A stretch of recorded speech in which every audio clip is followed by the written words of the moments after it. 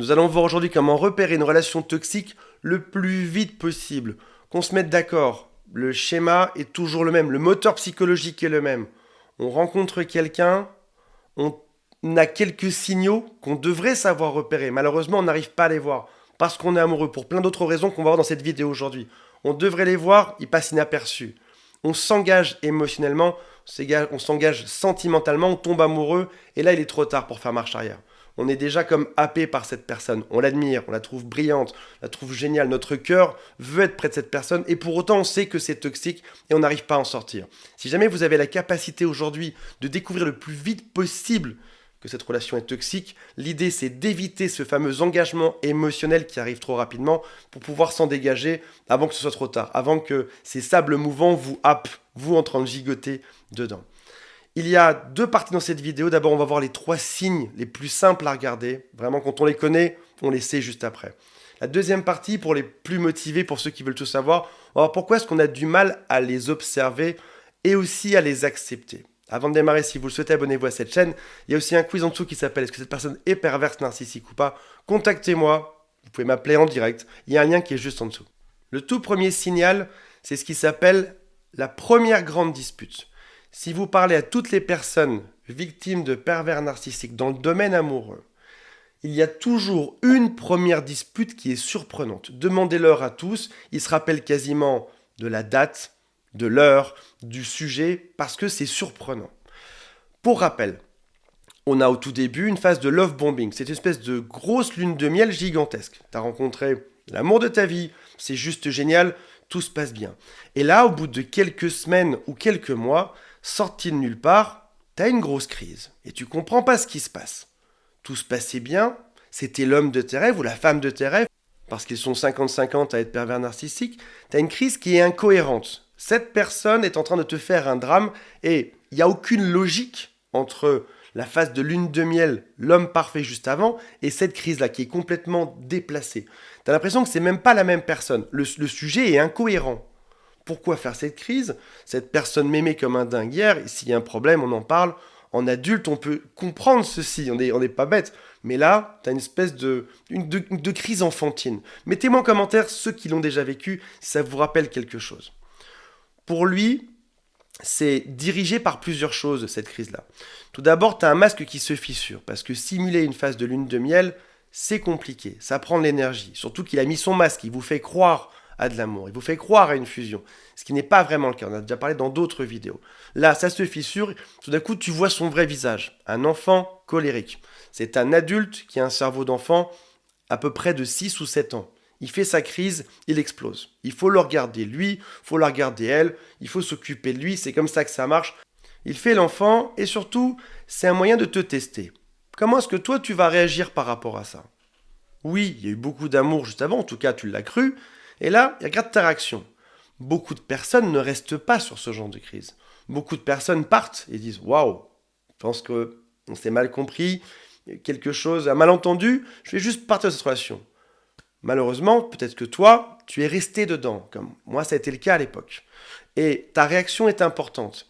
Si tu es capable d'accepter une crise sortie de n'importe où, vraiment de nulle part, en un coup, si jamais tu réponds positivement à ça et que tu cherches des solutions, c'est le signe que tu seras capable dans le futur d'accepter n'importe quoi. Donc de son point de vue à lui, c'est un excellent test. On verra dans la suite de la vidéo pourquoi est-ce que tu l'as pas quitté à ce moment-là. Et encore une fois, c'est pas une critique, c'est juste que y a des phénomènes psychologiques qui arrivent à ce moment-là. Deuxième signal à garder, il traite mal les autres. Vous allez au restaurant, il critique la serveuse. Il critique ses amis dans son dos, même gentiment rigolant, mais il les assassine tous finalement. Il critique son ex, ou même des fois tu l'entends avec son ex au téléphone en train d'être extrêmement dur. Il s'occupe mal de ses enfants, il critique ses enfants, sa famille. Il n'aime pas son patron, il n'aime pas son collègue. Alors parfois, c'est juste l'un de ces points-là. Et tu te dis oui, mais moi j'ai le droit à un autre traitement avec lui. Moi il me traite bien, moi il n'y a pas de souci. Il te traite bien pour le moment. Rappelez-vous d'une chose, les gens sont cohérents. Ils traitent tout le monde de la même manière. On parle du même moteur psychologique. Tout le monde sera traité de la même manière, tôt ou tard. Notamment le jour où le masque tombera, tu seras traité exactement comme tous les autres. Troisième signal à observer. Il refuse un non. Tu remarqueras que dans cette relation, on fait très souvent, pas tout le temps, mais très souvent comme lui le souhaite. On doit accepter ses amis, son programme, ses envies. Il le prononce gentiment, il demande gentiment, est-ce que tu aimerais faire ceci, est-ce que tu aimerais faire cela? Et finalement, c'est gentil au début, mais si jamais tu refuses ou t'hésites, ce sera de plus en plus insistant. En fait, c'est pas qu'il te le proposait gentiment, c'est juste qu'il avait mis une tournure de politesse pour que tu l'acceptes, sans insister. Mais si jamais tu dis non, alors dans ce cas-là, il y a un drame. Parce qu'en réalité, pour une personne qui est toxique ou perverse narcissique, le non n'est pas une option. Qu'on se mette d'accord, une personne saine sait gérer un refus.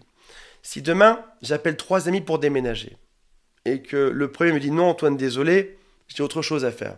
Je vais pas devenir dingue, je vais pas hurler, je vais pas lui dire mais tu me devais pourtant ce service, tu t'étais engagé à, et vu tout ce que j'ai fait pour toi, fais... Non, pas du tout. Tout ça c'est de la manipulation.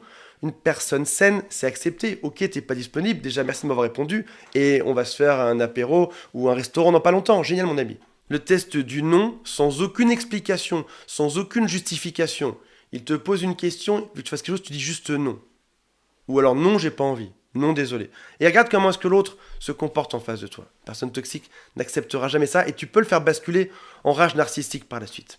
Alors pourquoi est-ce que c'est si difficile à voir et pourquoi est-ce qu'on a du mal à s'en sortir? On a eu un début de réponse tout à l'heure. On est amoureux. Cette crise, typiquement, où tous ces problèmes arrivent au moment où on est déjà engagé émotionnellement dedans. Il faut savoir aussi que le cerveau humain reçoit par jour des millions de signaux de l'extérieur, ne serait-ce que sur la température, sur notre peau, sur le vent, sur des sons qu'on entend dans tous les sens.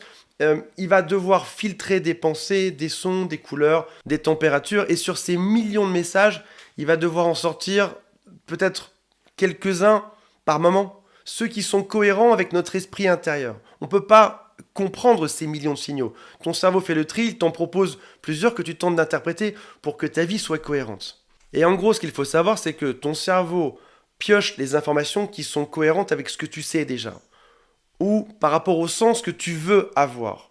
Admettons qu'une personne, un chef d'entreprise, soit gentil 5 jours sur les 7, mais le vendredi matin, pendant 2 heures, il est tyrannique pendant la réunion. Ton cerveau peut choisir deux choses. Soit se dire, mais c'est pas grave, parce que 4 jours et demi sur 5, il est génial. Ton cerveau pourrait aussi piocher le fait que si jamais il est tyrannique dans cette réunion le vendredi matin, c'est que c'est un signal. Une relation amoureuse n'est d'ailleurs pas tyrannique tout le temps, n'est pas tout le temps ultra toxique.